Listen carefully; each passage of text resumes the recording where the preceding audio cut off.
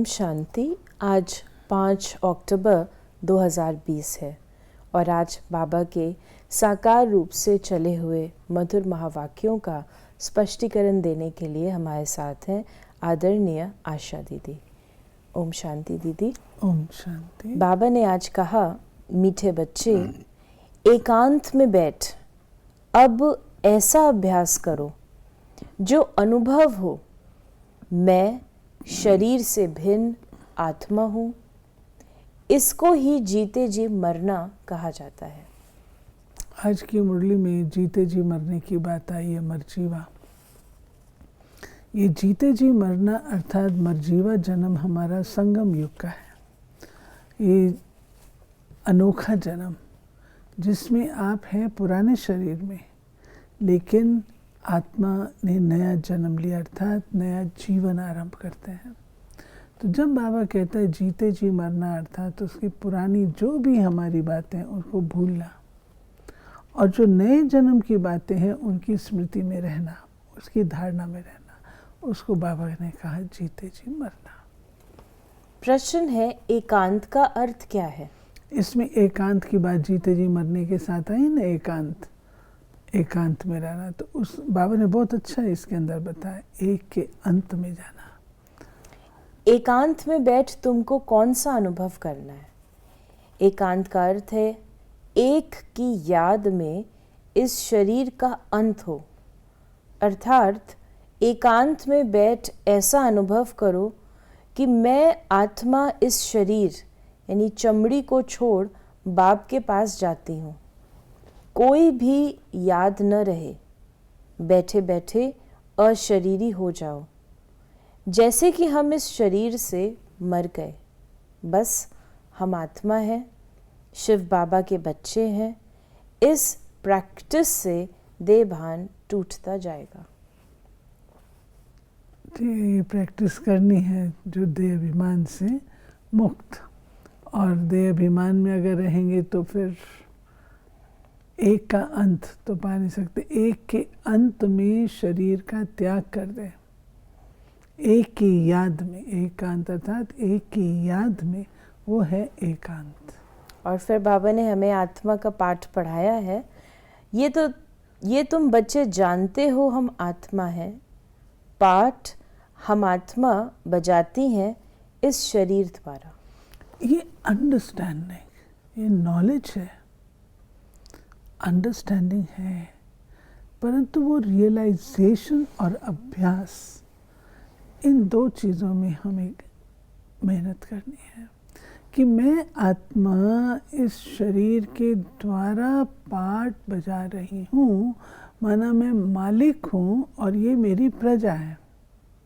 इस प्रजा के द्वारा, कर्मेंद्रियों के द्वारा मैंने कर्म करना है। मैं राजन हूँ, ये स्मृति। हम आत्मा इंडिपेंडेंट है। वो इसीलिए बाबा कहते हैं कि इंडिपेंडेंट अर्थात शरीर से न्यारी है। हमको सिवाय एक बाप के और कोई याद नहीं करना है। जीते जी मौत की अवस्था में रहना है तो डिफिकल्ट बात, परंतु पुरुषार्थ करने से और योग लगाने से ये बात हो जाती है। जीते जी मौत की अवस्था में क्यों कहता है बाबा?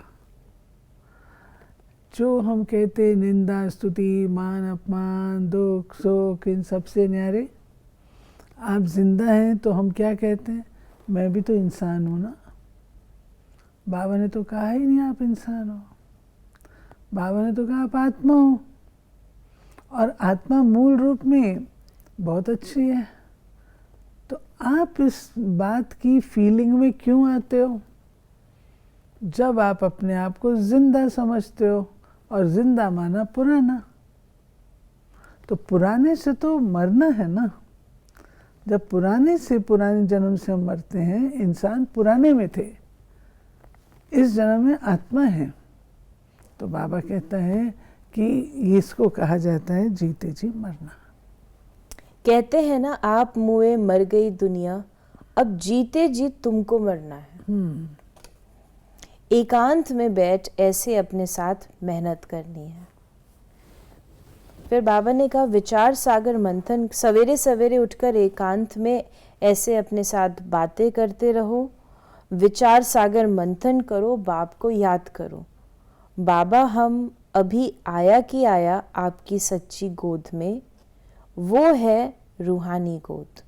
तो ऐसे ऐसे अपने साथ बातें करनी चाहिए। कितना अच्छा बाबा कह रहे हैं, बाप और बच्चे का संबंध। बाबा हम आ रहे हैं आपकी गोद में, हम रूहानी गोद में आ रहे हैं, तो याद कितनी है, आप देखो प्यार कितना है बाबा के साथ। तो जो बाप और बच्चे का संबंध है वो हमारा कलयुगी दुनिया में नहीं था, वो हमारे इस संगम युग पर है जब हम जीते जी मरे हैं।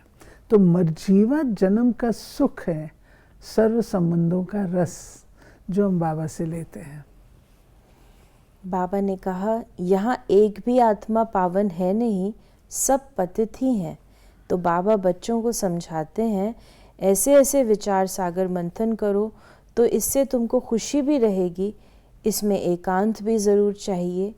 एक की याद में शरीर का अंत होता है, उसको कहा जाता है एकांत। जैसे आगे भी हमने बोला। फिर बाबा ने कहा कि बच्चे आदि स्कूल में चले जाते हैं, माताओं को दिन में टाइम मिलता है, बच्चे आदि स्कूल में चले जाते हैं। जितना टाइम मिले यही कोशिश करते रहो। इसी प्रकार बाबा ने भाइयों के लिए भी कहा कि मनुष्यों को धंधे आदि की चिंता होती है तो नींद भी फिट जाती है। ये व्यापार भी है ना, कितना बड़ा शर्राफ है, कितना बड़ा मट्टा सट्टा करते हैं। मट्टा सट्टा। तो बाबा ने कहा कि बाबा ऐसे ऐसे प्रैक्टिस करते हैं फिर बतलाते हैं, ऐसे ऐसे करो। बाबा खुद अभ्यास जो करता है ना, वो बच्चों को अपना अनुभव बताता है। शिव बाबा को तो अभ्यास करने की आवश्यकता नहीं, साकार ही करते हैं। तो बाबा जो करते हैं वो फिर हम बच्चों को अपना अनुभव बता रहे हैं। जितना तुम बाप की याद में रहेंगे तो स्वतः ही नींद फिट जाएगी, कमाई में आत्मा को बहुत मज़ा आएगा। उसका कारण देखिए, जितना आत्मा, आप देखेंगे जो ऋषि मुनि आदि हैं उनकी नींद बहुत थोड़ी होती है, योगियों की नींद थोड़ी होती है। अधिक सोना अच्छी निशानी नहीं है। योगियों का भोजन और योगियों की नींद कम होती है। क्यों? क्योंकि आत्मा में रस है, आत्मा शक्तिशाली हो जाती है। तो ये बाह्य जो चीज़ें हैं उसकी आवश्यकता कम होती है। शरीर को रेस्ट की ज़रूरत है, ऐसे नहीं कि हम शरीर को रेस्ट ना दें, समझदार बन के चलना, परंतु वो कम हो जाती है, घट जाती है। क्योंकि आंतरिक सुख मिलता है, रेस्ट मिलता है, सेवा से रेस्ट मिलता है, दुआएं मिलती हैं, तो आत्मा हल्की रहती है। फिर अधिक इसके विश्राम आदि की ज़रूरत नहीं रहती। तब बाबा ने कहा नींद फिट जाती है क्योंकि कमाई हो रही है। याद की यात्रा पर नहीं रहेंगे तो बहुत घाटा पड़ जाएगा, क्योंकि सिर पर पापों का बोझा बहुत है। अब जमा करना है, एक को याद करना है और त्रिकालदर्शी बनना है। फिर बाबा ने कहा, अब बाप कहते हैं मन मनाभव, बाप को याद करो तो विकर्म विनाश होंगे। कहते हैं हम गीता का सप्ताह मनाएंगे। ये सब प्लान कल्प पहले मुआफिक बन रहे हैं। ये बच्चे प्लानिंग करते हैं तो बाबा को बताते हैं ना, तो बाबा वो बात बता रहे हैं कि कैसे बच्चे प्लान करते हैं कि बाबा हम लोग गीता सप्ताह मनाएं, जिसमें ये सारी बातें स्पष्ट करें। वो पहले हम लोग मनाते थे पवित्रता का सप्ताह, पहले ऐसे मनाया करते, तो उसमें कई आत्माओं का जन्म होता था। बाबा ने कहा कि याद में रहने से ही तीर लगेगा, शांति में रह, थोड़े अक्षर ही बोलने हैं, जास्ती आवाज़ नहीं। गीत, कविताएं आदि कुछ भी बाबा पसंद नहीं करते। बाहर वाले मनुष्यों से रीस नहीं करनी है, तुम्हारी बात ही और है। ये समझने के लिए बाबा ब्रह्मा ने यज्ञ की शुरुआत में गीत बनाए भी, जो दादियों ने गाए भी। कभी मौका मिलेगा तो दादियों के गाए हुए वो गीत हम सुनाएंगे, पुराने जो बाबा के बने हुए थे। तो बाबा कहते हैं उस समय बाबा डायलॉग भी बनाते थे, भूला भाई, और उसका डायलॉग भी बनाते थे। एक भूला भाई बनता था और दूसरा ज्ञानी बनता था, तो प्रश्न उत्तर भी, तो बाबा डायलॉग भी बनाते थे। फिर हम भी अपने बचपन को जब याद करते हैं तो हम लोग बाबा के आगे कविता बोलते थे, कुछ और सुनाते थे, डायलॉग करते थे। बाबा को उस समय भी अच्छा लगता। धीरे धीरे धीरे धीरे, जैसे बाबा ने कहा ना नींद की बात, ऐसे धीरे धीरे करते करते बाबा जैसे उपराम होते जाता है, कर्मातीत अवस्था के समीप जाता जाता है, फिर बाबा ये सब बनता है। पहले बाबा रिकॉर्ड फुल बजवाते थे, फिर धीरे धीरे रिकॉर्ड की एक लाइन बस। तो बाबा ने कहा कि और तुम जानते हो ऐसी हालत होगी जो अन्न खाने के लिए नहीं मिलेगा, ऐसे नहीं अनाज कोई सस्ता होगा। आगे आने वाले समय के लिए बाबा ने कहा, ड्रामा अनुसार जो फूल बनने वाले होंगे उन्हें टच होगा।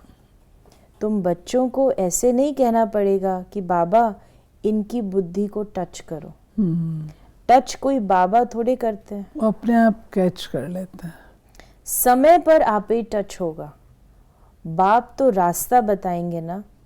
बहुत बच्चियां लिखती हैं हमारे पति की बुद्धि को टच करो। ऐसे सबकी बुद्धि को टच करेंगे, फिर तो सब स्वर्ग में इकट्ठे हो जाएं। दूसरी बात है, बाबा टच कर भी दे, लेकिन अगर आत्मा के संस्कार ही नहीं है तो क्या फायदा। अगर टच कर भी दे, परंतु अगर मैंने अपने लिए वो परिवर्तन किया नहीं है तो क्या फायदा। संस्कार चाहिए ना, पढ़ाई नहीं पढ़ूं तो फायदा क्या। तो बाबा ये बात कहते हैं कि बाबा ये काम नहीं करते, बाबा सब कुछ बताता है, अब लेना हमारा काम है। फिर बाबा ने कहा कि पढ़ाई की ही मेहनत है, तुम खुदाई खिदमतगार हो। सच्ची सच्ची बात बाबा पहले से ही बता देते हैं, क्या क्या करना है। ये सारा जो सेवा के लिए क्या चित्र ले जाना पड़े, सीढ़ी का चित्र, इस प्रकार बाबा ने कहा ड्रामा अनुसार स्थापना तो होनी ही है। बाबा सर्विस के लिए जो डायरेक्शन देते हैं उस पर ध्यान देना है। बाबा कहते हैं बैजेस किस्म किस्म के लाखों बनाओ, और आज शायद लाखों बन ही गए होंगे। ट्रेन की टिकट लेकर 100 माइल तक सर्विस करके आओ। एक डिब्बे से दूसरे में, फिर तीसरे में, बहुत सहज है। बच्चों को सर्विस का शौक रहना चाहिए। अच्छा, बाबा कहते ट्रेन में भी सेवा करो। स्पेशली बाबा ने कहा कि टिकट लेकर के 100 माइल तक जा कर के आओ। सिर्फ ट्रेन में जा कर के कितनी आत्माएं मिल जाएंगी वहाँ जिनको आप परिचय दे सकते हैं। थोड़ा सा खर्चा होगा ना, उसके बाद कितनी आत्माओं को परिचय दे सकेंगे आप। कितनी अच्छी युक्ति बाबा बताते हैं, हम लोग करते भी थे। ये काम हम लोगों ने किया है। ऐसे स्पेशल टिकट लेके तो नहीं कि इन्होंने तो ऐसा भी किया होगा, लेकिन जब हम लोग ट्रैवल करते थे तो हम अपने साथ बहुत सारा लिटरेचर ले चलते थे और वो रास्ते में बांटते थे। आज का वरदान है भिन्नता को मिटाकर एकता लाने वाले सच्चे सेवाधारी भाव। ब्राह्मण परिवार की विशेषता है अनेक होते भी एक। अपनी एकता द्वारा ही सारे विश्व में एक धर्म, एक राज्य की स्थापना होती है। इसलिए विशेष अटेंशन देकर भिन्नता को मिटाओ और एकता को लाओ, तब कहेंगे सच्चे सेवाधारी। सेवाधारी स्वयं प्रति नहीं, लेकिन सेवा प्रति होते हैं। स्वयं का सब कुछ सेवा प्रति स्वाहा करते हैं। जैसे साकार बाप ने सेवा में हड्डियां भी स्वाहा की, ऐसे आपकी हर कर्मेंद्रिय द्वारा सेवा होती रहे। दधीची ऋषि के समान, जिसका पल पल, सेकंड सेकंड, हर चीज सफल हुई। तो बाप समान बनना है तो इसी ही गुण को अगर हम धारण कर लें तो भी बाप समान बन जाएंगे। स्लोगन है आज का, परमात्म प्यार में खो जाओ तो दुखों की दुनिया भूल जाएगी। रूहानी गोद में चले जाओ। आज बाबा ने कहा ना, रूहानी गोद में चले जाओ तो सब दुख भूल जाएंगे। तो ये थे बाबा के आज के महावाक्यों का स्पष्टीकरण। यदि आपके मन में कोई प्रश्न है तो उसे व्हाट्सएप करें 8826599309 पर, और हम आपके प्रश्नों का उत्तर प्रश्नोत्तरी कार्यक्रम में देने का प्रयास अवश्य करेंगे। ओम शांति।